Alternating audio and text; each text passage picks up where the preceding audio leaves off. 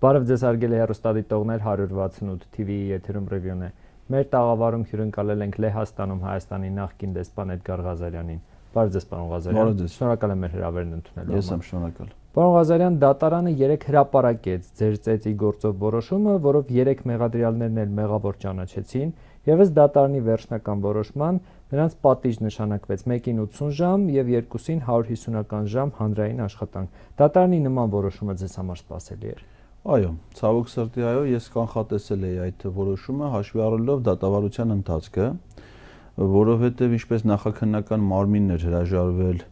այդ հանցագործության պատվիրատուների բացահայտման ուղղությամբ որևէ սեփական ջանք գործադրել եւ մերժել նաեւ այդ ուղղությամբ իմ միջնորդությունները, նույն վարքագիծը դրսևորեց դատարանը դատաքննության ընթացքում, ինչը նաեւ պատճառ հանդիսացավ, որ ես ինչ-որ մի փուլում նույնիսկ բացառք ներկայացնեմ դատարանին, որովհետև դատարանի գործողությունները այլևս արդարադատության լեգիտիմ ակնկալիքի հիմքեր չէին տալիս եւ ակնհայտ էր, որ դատարանը սահմանափակվելու էր միայն այն մեղադրանքը, որը ներկայացված էր, իսկ մեղադրանքը ներկայացված էր ընդհանրապես թեթև մարմնական վնասվածքի պատճառում։ Այն պարագայում, երբ դուք հայտնվել եք հիվանդանոցում։ Ոչ միայն հայտնվել էի հիվանդանոցում, հələ հայտնվել էի այդ աստծո կամքով, որովհետև ես կարող էի այդ օրը հայտնվել դիահերձարանում, որովհետև իրանց իրական նպատակը ինձ սպանելն էր։ Եվ ընդ որում կային վկաներ, որոնք վկայություն էին տալի, այսինքն վկաներից մեկը դատարանում ասաց, ես մոտեցա ասեցի, ինչի եք մարդուն սպանում։ Այսինքն նրա մոտ օբյեկտիվ տպավորություն էր, որ դա սովորական ծես չի, այլ սպանության փող։ Եվ հարվածները հիմնականում գլխի շրջանում են։ Ընկած տեղը գլխի շրջանում, այդ վկաներից մեկն ասում է մի մարդ գործ էր անում այնտեղ, ինձ ասաց գնա հասեք, այնտեղ մարդ են սպանում, այսինքն ով նայել է, նրանց մոտ տպավորություն է, որ մարդ է, եւ իսկապես տեսանյութը, որը քննչական կոմիտեն հետո հրապարակել էր նախաքննության ավարտից հետո, YouTube-ը հեռացրել էր որպես դաժան կադրեր, ասում են չի կարելի դաժան կադրերը ցուցադրել։ YouTube-ի ադմինիստրացիան էր դա համարել դաժանություն, եւ դատարանը ասում է ընդհանրապես թեթև մարմնական վնաս, այսինքն ընկած մարդուն գլխի շրջանում հարված, ընդ որում նախաքննությամբ ապացուցվել է իմ տված նաև ցուցմունքը, որ ես իրանց հետ որևէ առնչություն չունեմ, որ ես ինքս չունեմ որևէ անձնական, գույքային, կենցաղային, նյութական, ֆինանսական որևէ խնդիր որևէ մարդու հետ, ինչը կարող էր պատճառ հանդիսանալ։ Այսինքն դա ռեստորանում խնջույքից հետո վեճ չի եղել, ընդհանրապես իրանց հետ դիալոգ չի եղել, իրենք հատուկ խումբ են ստեղծել, եկել են դարանակալել են, սպասել են ինձ, մեքենան, որով եկել են ձեռքաբերվել դեպքից ընդամենը 20 օր առաջ, կասկածելի գնով։ Դատարանը նույնիսկ չի ուզում պարզի հետո այդ մեքենան վաճառվել է, չի վաճառվել, որտեղ իմ կարծիքով այդ մեքենան հենց այդ գինն է, որ տրվել է այդ վարորդին, այսինքն առը նվիրել են իրան, հետո ասել են կմնա քեզ, ինքն էլ վկայություն է տվել, որ տաքսի է քշում, այսինքն այդ մեքենան նաև դարձրել է իր եկամտի աղբյուր։ Այսինքն ակնհայտ է, չէ, որ դա պատվիրատու ունի եւ ակնհայտ է, որ դա պայմանավորված է հասարակական, բայց ըստ փաստորեն արդյունքների այսօր Աստված չանի իհարկե, բայց այդ դատավորը, որ երեկոյան գնա տուն եւ 2 հոգի դարանակալ են իրեն շենքի բակում եւ իրան դաժան բռնության ենթարկեն իր մասնագիտական պարտականությունների կատարմամբ, որովհետեւ ես էլ իմ հասարակական գործունեության հետ ակավա չէ, ի՞նչ տարբերություն։ Կստացի որ դա պատժի ոչ ենթակա մի հատ այ կեթան մեկ շիկ աշխատենք կեթան տուն։ Բողոքարկելու եք։ Անպայման բողոքարկելու եմ եւ ես կարծում եմ, որ ըստեղ նաեւ դատավորի գործողությունների եւ որոշման իրավական գնահատական տալու անհրաժեշտություն կա։ 3 մեկ այլ գործով մեկ այլ վճիռ կայացվեց, մասնավորապես Սամվել Կարապետյանը գործարար 2 ամսով կալանավորվեց, որովհետև պաշտպանել էր հայ առաքելական եկեղեցին Նիկոլ Փաշինյանի այս արշավից, որը նա համարում է իդեպ եկեղեցու համար, ոչ թե ընդդեմ եկեղեցու, եւ ասել, որ եկեղեցու հայ ժողովրդի կողքին է, մեջբերեմ ես Սամվել Կարապետյանի հայտարարությունը, որի համար նրան մեղադրանք է առաջադրվել։ Քանի որ ես միշտ եղել եմ հայ եկեղեցու կողքին ու հայ ժողովրդի կողքին, ունենալով անմիջական մասնակցություն, եթե քաղաքական գործիչներին չհաջողվի, ուրեմն մենք էլ մեր ձևով ենք մասնակցելու այդ ամեն ինչին։ Սա համարում են իշխանություն զավթելու կոչ։ Իշխանության 3 թև գոյություն ունի՝ օրենսդիր, գործադիր եւ դատական։ Ես ուզում եմ անամ սա որ իշխանություն, իշխանության ոչ մի տեսակի անուն այստեղ չի տրվում, իշխանության գալու մտադրություն չի հայտնվում, ասում է որ մենք մեր ձևով պաշտպանելու ենք մեր եկեղեցուն։ Օրինակ ես կարծում եմ, որ դա պետք է լիներ եկեղեցու բարօրություն եկեղեցու մշտական աղոթքներով, եկեղեցուն լրացուցիչ ֆինանսական աջակցություն ցուցաբերելով, որպեսզի ամրապնդվի եկեղեցաշեն գործունեությունը, որտեղ Նիկոլ Փաշինյանը տեսել էր անբարեկարգություն որոշ եկեղեցիներում, դրանք բարեկարգվեն, ինչը որ իդեպ Սամվել Կարապետյանը մշտապես արել է ի տարբերություն Նիկոլ Փաշինյանի։ Այստեղ որտեղ է այս հայտարարության մեջ, օրինակ, որևէ խելամիտ մարդու մոտ կասկած թեկուզ առաջանում, որ սա իշխանություն զավթելու փորձ, առավել ևս Սամվել Կարապետյանին իշխանություն, ինչի ամբողջ աշխարհը մտածում է դառնա Սամվել Կարապետյան, Սամվել Կարապետյանը պետք է մտածի դառնա Նիկոլ Փաշինյան, այդպես բան ոնց կարա լինի։ Այ Նիկոլ Փաշինյանի երազանքը կարա լինի։ Ես ուղղակի մի տպավորություն եմ, քանի որ մի երևելի միջազգային մակարդակի հայազգի գործարար հիմա գտնում է Բաքվի բանտում, Ռուբեն Վարդայանը, ելը մեծահարուստ, մյուս միլիարդատերը հայազգի ամենահարուստ հայերից մեկը հիմա արդեն գտնվում է հայկական բանտում։ Ես տպավորություն եմ, որ Նիկոլ Փաշինյանը ուզում է դառնա ազատության մեջ գտնվող միակ հայ միլիարդատերը։ Հաշվի առնելով, որ արդեն լուրջ հիմնավոր կասկածներ կան, որ նա արդեն միլիարդատեր է դարձել, ուզում է մյուս միլիարդատերը անազատության մեջ չլինեն, բայց ինքը այդ դեպքում պետք է նախ հաստատվի իր հայ լինելու հանգամանքը, որովհետև այն հիմնավոր կասկածները, որ կան Ալաշուքյուր Փաշազադեի կամ Ադրբեջանի նախկին նախագահ Աբուլֆազ Էլչիբեի նրա կենսաբանական առնչությունների հետ դեռևս չի հերքվել։ Այո, կամ ոչի տրամաբանությամբ, այսինքն ակնկալում եք, որ նա այդ հարցերին պատասխանի։ Կամ միայն իր պատասխանը քիչ է, պետք է այդ նախագահ Աբուլֆազ Էլչիբեի հետ արտաշերիմում արվի եւ նրա ոսկորները համադրվեն Նիկոլ Փաշինյանի ոսկորների հետ, ընդ որում այդ համադրումը պետք է արվի հավաստիություն ունեցող որևէ լաբորատորիայում, այսինքն միջազգային, ոչ թե Ադրբեջանում, ոչ թե հայկական ինչ-որ լաբորատորիայում, նախ էլ այդ հարցերը պետք է կարգավորվի։ Դե չէ, ու գիտեք ինչն է հետաքրքիր, որ նույն դատարանը Երևան քաղաքի ընդհանուր իրավասության քրեա նույն օրն է կայացրել իմ նկատմամբ բռնություն գործադրողների վերաբերյալ որոշումը եւ Սամվել Կարապետյանի որոշումը, այսինքն Կամսար Միքայելյանը հիմա ազատության մեջ է, նույն դատարանի որոշմամբ, Սամվել Կարապետյանը բանտում։ Իրավապահների հետևաբար գործողությունները դուք ինչպես եք գնահատում, ինչով եք պայմանավորում, սա այդ այսպես կոչված Facebook-յան արդարադատությունն է։ Չէ, սա ավելին է, քան Facebook-յան, սա ուղղակի մեր երկիրը արդեն բացարձակ միապետության է վերածված, ինքը կառավարման համակարգով իբր խորհրդարանական հանրապետություն է, բայց մեր երկրում սահմանադրական կարգը տապալված է բոլոր իմաստներով, այսինքն ոչ խորհրդարանա վերահսկողություն իրականացնում կառավարության գործունեության նկատմամբ, կառավարության ղեկավարը իրեն ամենաթողության է մատնել ցանկացած, այսինքն նա գիտեք Facebook-ում ինչ գրառում է, ասում է ես հանձնարարություն եմ տալի հեծ ՓԲ-ի աշխատակիցներին, որպեսզի նրանք բարեխղճորեն կատարեն իրենց պարտականությունները։ Քաղաքացիական օրենսգրքով ասում է բաժնետիրական ընկերությունը դա իրավաբանական անձ է, որը նույնիսկ իր սեփականատիրոջից, սեփականատերից, հիմնադիրներից ունի առանձնացված գույք եւ իրականացնում է ինքնուրույն գործունեություն, պատասխանատու է իր գործունեության համար իր գույքով։ Նույնիսկ սեփականատերերը չեն կարող հեծի աշխատակիցներին հանձնարարություն, առանձին ՓԲ-ի աշխատակ։ Այդ նույնն է, որ ասենք հիմա մտածես, որ Նիկոլ Փաշինյանը կարող է Grand Candy աշխատակիցներին հանձնարարություն տա, կամ մի օր մտածի այդ ընկերությունը ազգայնացնելու մասին, որովհետեւ մի օր ասենք պաղպաղակ ուտի կամ չգիտեմ կոնֆետ ուտի ու իրան դա դուր չգա։ Դե եթե որոշել է, որ կարող է փոխել ամենայն հայոց կաթողիկոսին, ապա կաթողիկոսին փոխի, չգիտեմ, մասնավոր ընկերությունը, որը մարդը ձեռքաբեր է իր ներդրումների արդյունքում, դա ազգայնացնի։ Այդ մասնավոր ընկերության աշխատակիցներին ու հետի անում է մի վարչապետ, որը պարտավորություն ի սահմանադրական պարտականություն կատարելու կառավարության գործունեության ծրագիրը, որի ոչ մի կետը կատարված չի։ Այսինքն ինքը իր պարտականությունները չի կատարում, իր պարտականություններից դուրս ինչով ասես զբաղվում է։ Իրան, այսինքն ցանկացած բան ինքը կարա փողոցում քայլի ու սկսի ասես հանրային կյանք կարգավորել ըստ իր նախասիրությունների։ Սա իրան դուր է գալի, դա դուր չի գալի, այսինքն անկախ դրանից, թե մեր երկրում ինչ կրթական համակարգ գոյություն ունի, չէ, ասենք թե դպրոցներ, մանկապարտեզներ, քոլեջներ, բուհեր եւ այլն։ Իրը մարդու կնիկ ստեղծել է մի հատ տիգետների դպրոց, դարել են դրա դասատու ու պետական բյուջեի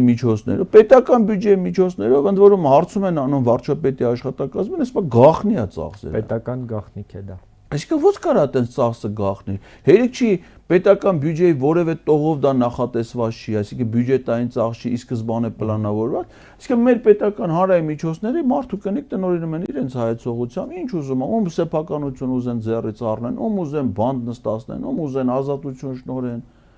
Այսի ասենք Սես բանը սկեն բացարձակ միապետությունները, միապետները, դրանք կայացած մարդիկ են։ Դե ասում ենք 2025 թվականին Հայաստանի Հանրապետության լիարժեք վարչապետն է եւ 2022 թվականի հոկտեմբերի 6-ին է դարձել Հայաստանի առաջին ղեկավարը, ով ճանաչել է Հայաստանի տարածքային ամբողջականությունը, հասկանալով, որ Հայաստանի տարածքային ամբողջականությունը պարփակված է հարևանների տարածքային ամբողջականությամբ, այնտեղ ասում է, որ չնայած իրեն ասում են, որ ինքը Հայաստանի առաջին ղեկավարն է, ով Արցախն է ճանաչել Ադրբեջանի կազմում։ Հիմա դուք իմպիչմենթի գործընթաց եք պահանջում, անվստահություն եք ուզում հայտնել մի մարդու, ով իր վարչապետության 7 տարին համարում է հաջողության պատմություն, պարոն Ղազարյան։ Դա իմպիչմենտի հետ կապ չունի, այդ հարցով դուք կարող եք նորմալ հոգեբուժների, իհարկե ոչ թե նրանց, ովքեր հիմական եւ լռության են մատնես ամբողջը, եւ նաեւ ասենք հոգեբանների, որոնք կարող են գնահատական տալ, թե ցինիզմը ինչ դրսևորում կարա ունենա, ցինիզմի ինչ աստիճան կարա գոյություն ունենա, ոնց կարա մարդը հանցագործը հեգնի իր զոհերին եւ նրանց հարազատներին, այդ կորուստները ներկայացնի որպես հաջողություն, դա լրիվ ուրիշ թեմայի, ուրիշ մասնագիտության խնդիր է։ Ասենք այս ամեն ինչը խոսելը, ասելը, այն էլ ազգային ժողովի ամբիոնից դուք հասկանում եք մենք ինչի հետ գործ ունենք։ Իսկ ինչ է նշանակում ես 2022 թվականի հոկտեմբերի 6-ից ասում եմ նոր դառել եմ, բայց 2020 թվականին պատերազմի ժամանակ մեր երկրի վարչապետն ով այ։ Այն ժամանակ ինքը ֆորպոստի վարչապետ էր։ Ինքը բայց ասել է դրա մասին։ 2018-ից ֆորպոստի վարչապետ։ Բայց հիմա որ նայում ենք իր 2020 թվականի հայտարարությունները, 19 թվականի ելույթները, 18 թվականի ոնց որ այնտեղ ինքը չի ասում, որ ինքը ֆորպոստի վարչապետ է, ինքը հակառակ ասում էր, որ ինքը ազատ, հպարտ, երջանիկ քաղաքացիների ինքնիշխան վարչապետ է, որ ինքը ամենամարտունակ բանակը տարածաշրջանում վճռորոշ բանակ ունեցող երկրի վարչապետն է։ Իր հայտարարությունները ոնց որ 18 թվին, 19 թվին ուրիշ բանի մասին են, 20 թվին, չէ՞։ Եվ եթե հիմա 25 թվին ասում է, որ 22 թվին հոկտեմբերի 6-ից է դառը վարչապետ, միգուցե հələ էլի իրան խանգարող բաներ կան, այսինքն միգուցե Անկարա այցից հետո մի քիչ ավելի հստակեցվի, թե ինքը ինչ վարչապետ է եւ ինչ նոր երջանկություններ է մեզ պարգևելու իր թրքամետ գործունեությունից հետո։ Իդեպ ասում որ լիարժեք վարչապետ դարձել է առաջին հերթին նահատակների եւ հայ ժողովրդի շնորհիվ։ Մտնում եք ցինիզմի ինչ դրսևորում է դա ու պատկերացնում եք հիմա զոհված զինծառայողների ծնողները չեմ ասում, անհետ կորած զինծառայողների հարազատները, որոնք ընդունելության չարժանանալու համար արդեն 2 օր փողոցներից չեն կարողանում տուն գնալ։ Այդ մարդիկ նստած լսում են, որ իրենց զավակների զոհողությունը դարձել է Նիկոլ Փաշինյանի, Ալեն Սիմոնյանի այդ խմբակի ըստ էության երջանկությունը։ Ու այդ երջանկությունը առաջացել է, որ իրանք այդ մարդկանց կյանքը զոհաբերել են իրանք հսկայական հարստության առաջացման դիմաց, որովհետև զուգահեռ եթե նայեք նրանց միայն գույքի եկամուտների հայտարարները, կտեսնեք թե հատկապես որ տարեթվից հետո մեծամասնությունը նրանք գույք են սկսել ձեռք բերել 2021 թվականից հետո։ Այո, իրանք մեծ երջանկություն են ապրում, բայց այդ երջանկությունը ապրում է մի փոքր խմբակ մեր ամբողջ ժողովրդի դժբախտությունների հետևանքով։ Ես ձեզ հələ կհիշեցնեմ, եթե իմանայի, որ դուք նման մեջբերումներ ունեք, ես ունեմ տանը բարբերաբար պահում եմ նրա տարբեր հայտարարություններ, ասենք նախընտրական շրջանում ինքը այդ հարցը տալիս է, իսկ ինչի զոհվեցին մեր նահատակները, մեր զինվորները։ Հիմա բառացի չեմ հիշում, ասում եմ նրանք զոհվեցին, որպեսզի Ալիևը չկարողանա ասել, որ Արցախը Ադրբեջանը։ Նրանք զոհվեցին, որ մենք ասենք, որ Արցախը կա,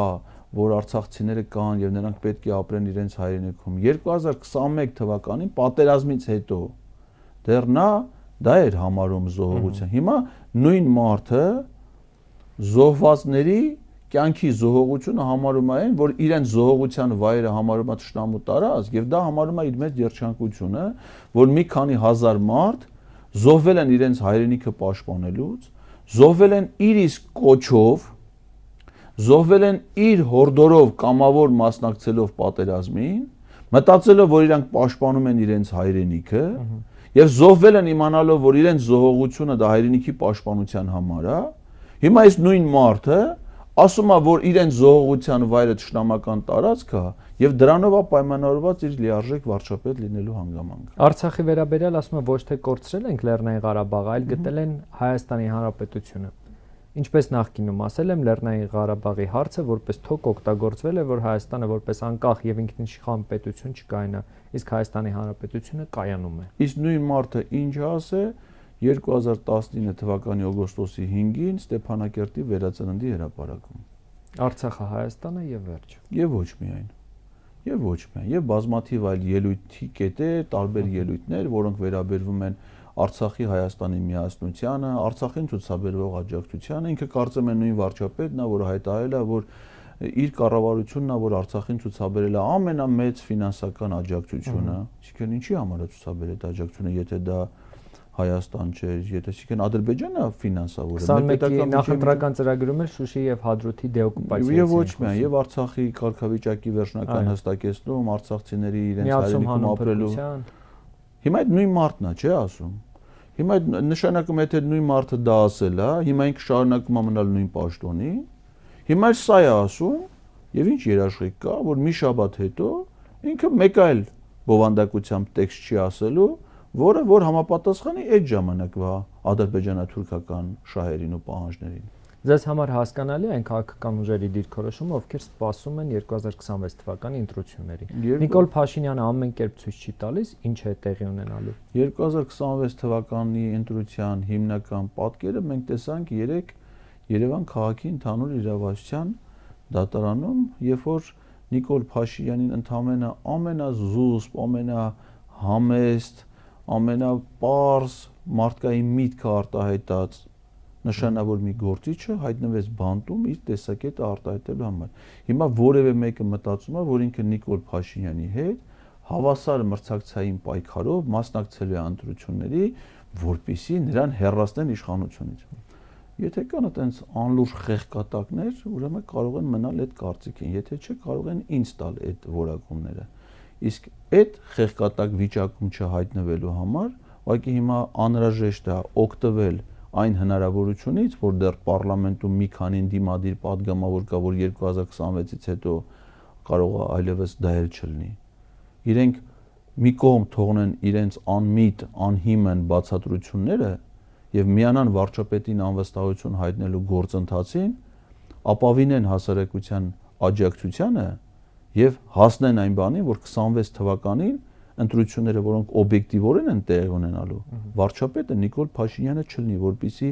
հույս ունենան, որ այս երկիրը նախ կպահպանվի, երկրորդն էլ իրենք այդ ընտրություններին մասնակցելու հնարավորություն կունենան։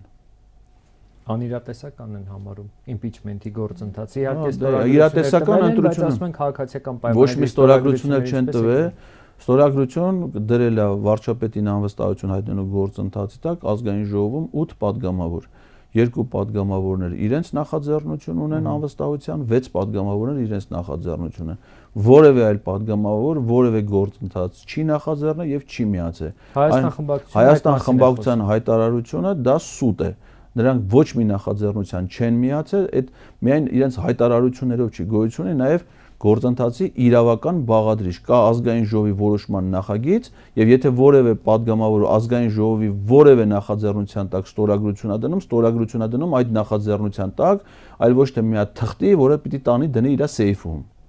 Նման իրավական process-ներ ազգային ժողովի կանոնակարգը չի նախատեսում։ Հայաստան խմբակցության ոչ մի падգամավոր չի նախաձեռնել այս պահի դրության վարչապետին անվստահություն հայտնելու գործընթաց եւ չի միացել երկու գործընթացներից որևէ մեկին։ Եվ եթե նրանք մտածում են, որ պետք է այդ կարգավիճակում գնան մասնակցեն ընտրություններին, դե ինչ ասեմ, մեկը 26 թիվը գալու է, մեկը իրանք հայտ ներկայացնելու են, որ մասնակցեն, բայց դե ինչ վերաբերմունքի կատարան նախ իշխանությունների կողմից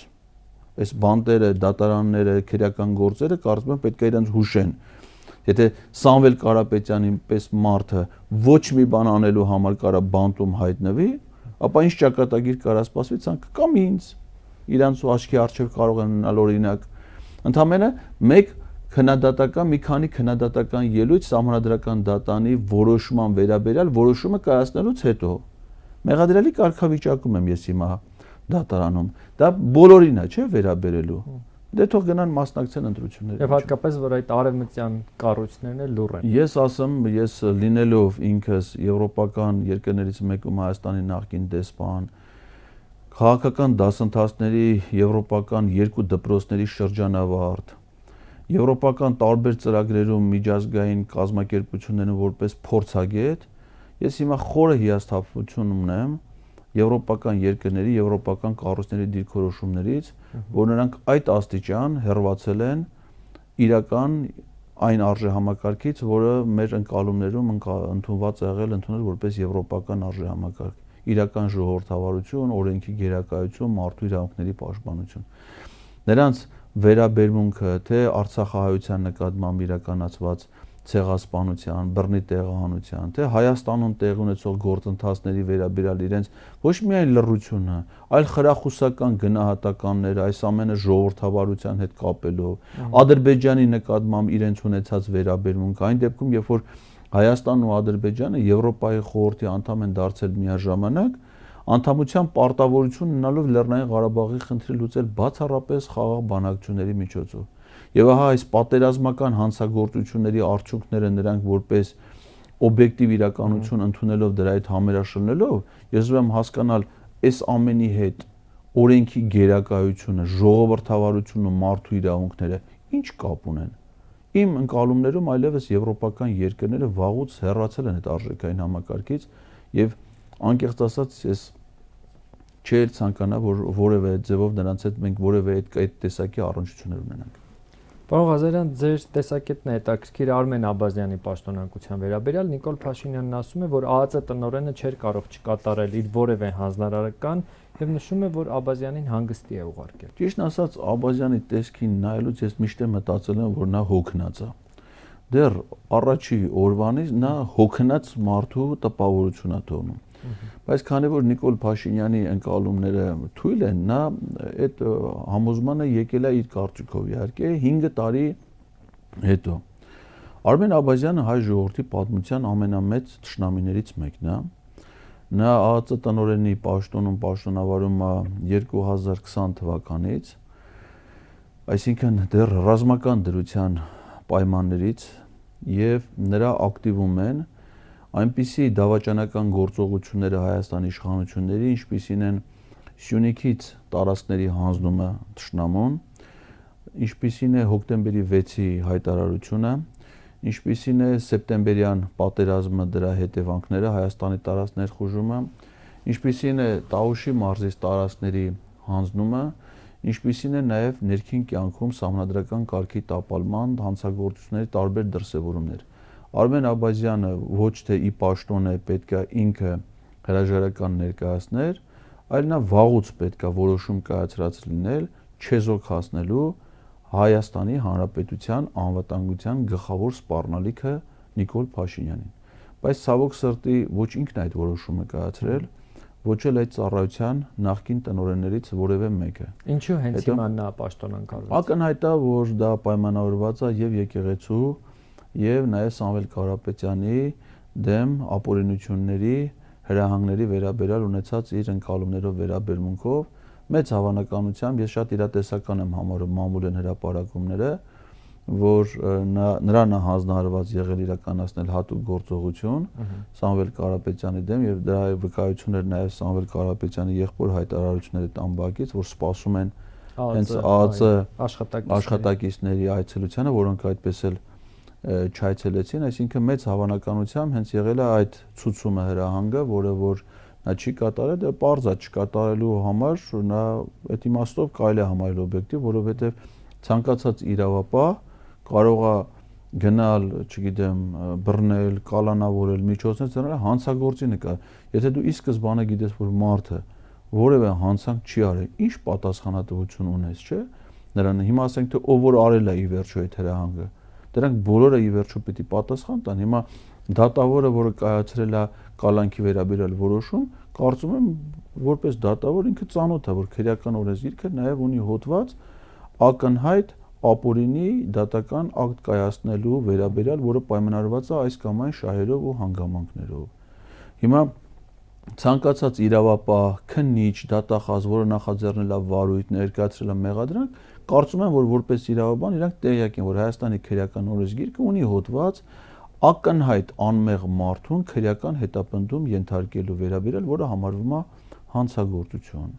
Հիմա իմ ընկալումներում Սամվել Կարապետյանը ակնհայտ անմեղ մարդ է, եւ նրա նկատմամբ կատարվող գործողությունները պետք է ինքնին գնահատականի արժանանան։ Միգուցե Աբազյանը փորձել է իրան հետ պահել այդ գնահատականից, բայց դա նրան չի ազատում իր այլ նախորդ գործունեության կապակցությամբ կայացրած որոշումների իրավական պատասխանատվությունից։ Իսկ դուք ինչ զարգացումներ եք սպասում մասնավորապես Սամվել Կարապետյանի գործով։ Ես անհանգստություն ունեմ, որ Նիկոլ Փաշինյանը Սամվել Կարապետյանին կարող է արտահանձնել Ադրբեջանին, որովհետև դեռևս 2021 թվականին Ադրբեջանում պատերազմից հետո հարուցված է քրեական վարույթ, որով որ մեղադրանք է առաջադրված մի շարք նշանավոր հայազգի գործիչների, այդ թվում գործարարների, այդ թվում Արա Աբրահամյանին, այդ թվում Սամվել Կարապետյանին, Ռուբեն Վարդանյանին, հիմա Ռուբեն Վարդյանը արդեն իրենք են հասցրել ձերբակալել, որովհետև նա շրջափակման օրերին գտնվում էր Արցախում, եւ մյուսների մասով Ադրբեջանի դատախազությունը եւ Ադրբեջանի նախագահի անվտանգության հարցերով խորհրդականը վաղուց է հայտարարել, որ եթե Հայաստանը ձգտում է Ադրբեջանի հետ իրական խաղաղության, ապա պետք է ադրբեջանական իրավապահներին հանձնեն բոլոր այն անձանց, ովքեր պատասխանվում են Հայաստանում Ադրբեջանի իրավապահ մարմիններից։ Սամվել Կարապետյանը այն եզակի գործիչներից է, որը հսկայական մեկենասություններ եւ բարեգործական ծրագրեր է իրականացրել Արցախում, ինչը որ Նիկոլ Փաշինյանի հիմիկվա այս սահմանումների, ընկալումների, սահմանադրական դատանի որոշմամբ տված մեկնաբանությունների պայմաններում համարվում է Ադրբեջանի տարածքում իրականացված ապօրինի գործունեություն։ Եվ ես մեծ անհանգստություն ունեմ, հաշվի առնելով, որ նա նաեւ Ռուսաստանի Դաշնության քաղաքացի է, հնարավոր է, որ նա Սամվել Կարապետյանին արտահանձնի Ադրբեջանին։ Վաղը մեկնում է Թուրքիա Նիկոլ Փաշինյանը, ձեր խոսքում որոշակիորեն անդրադարձակ, այդ այցից ինչ սպասել։ Ձեզ կարող եմ փաստեր ասել, այդ արդեն այցից Նիկոլ Փաշինյանի այցից 1 օր առաջ այսօր Անկարա է մեկնել Ադրբեջանի նախագահ Իլհամ Ալիևը Ռեջեփ Թայիփ Էրդողանի հրավերով եւ ակնհայտ է, որ Նիկոլ Փաշինյանի այցից հետո չի կարող, նաեւ Արման Եղոյանն այսօր ազգային ժողովում հայտարարել է, որ չի բացառվում եռակողմ ձևաչափով հանդիպումը։ Իմ կարծիքով ոչ կարող է հաստատել, ոչ կարող է բացառել, որովհետեւ տեղեկատվություն չունի այդ մասով։ Ուրեմն նախ ասեմ ձեզ, որ այդ այցի մասին երկար ժամանակ գաղտնի էր պահվում։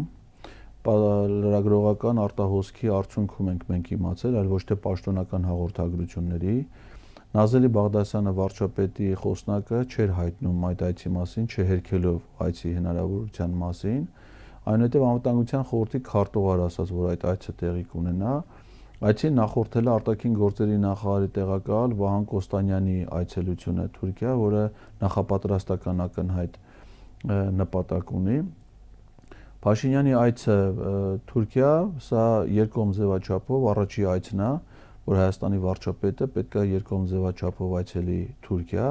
եւ եթե այնտեղ կայանա Իլհամ Ալիևի հետ հանդիպումը Էրդողանի մասնակցությամբ, ես կարծում եմ, որ հիմնական նպատակը այցի այնուամենայնիվ դա է լինելու, հիմա երբ որ կայանա կհամոզվենք դրանում կամ կհերքվի, եւ եթե դա տեղ ունենա, դա կլինի առաջին նման ձևաչափով հանդիպումը, երբևէ Հայաստանի եւ Ադրբեջանի ղեկավարները Թուրքիայի նախագահի մասնակցությամբ եռակողմ ձևաչափով հանդիպում չեն ունեցել։ Իսկ թե ինչ վտանգներ կարա դա ունենա, դրանից մենք կարող ենք ենթադրել նախորդ հանդիպումներից։ Նիկոլ Փաշինյանն իր պաշտոնավարման շրջանում Էրդողանի հետ առաջին անգամ հանդիպել է 2022 թվականի հոկտեմբերի 6-ին Պրահայում, հայտնի հայտարարությունը ստորագրելուց առաջ, դա եղել է իր առաջի հանդիպումը Ռեջեփ Թայիփ Էրդողանի հետ, փաստորեն տեղեկացրել է, որ այսօր ինքը կստորագրի եւ Արցախը կհանձնի Ադրբեջանին, եւ երկրորդ հանդիպումը եղել է 2024 թվականի սեպտեմբերի 24-ին Նյու Յորքում ՄԱԿ-ի գլխավոր ասամբլեայի շրջանակներում, իր այցի շրջանակներում, ընդ որում այցը հանդիպումը կայացել է Նյու Յորքում Թուրքիայի գլխավոր հյուպատոսության եւ ՄԱԿ-ում Թուրքիայի մշտական ներկայացության շենքում, որը կոչվում է Թուրքական տուն։ Մեր հեռուստադիտողները այդ հանդիպումը քիշեն այն գրքի հետ Էրդողանի պատկերով գրքի հետ Նիկոլ Փաշինյանի լուսանկարից, բայց կարծում եմ, որ ավելի հիշարժան է, ուշադրության արժանի այն փաստը, որ այդ նույն օրը Սահմանադրական դատարանը հրապարակեց Հայաստանի եւ Ադրբեջանի սահմանային հանձնաժողովների վերաբերյալ իր որոշման եզրափակիչ մասը, որի ամբողջական տեքստը հրապարակվեց 26-ին սեպտեմբերի, իդեպ Արարատ Միրզոյանի եւ Ջեհրում Բայրամովի հանդիպման օրը,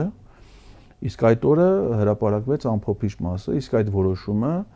պարունակում էր նաեւ մեկնաբանություններ Սահմանադրական դատարանի, որոնք վերաբերվում էին անկախության հռչակագրի 11-րդ կետին,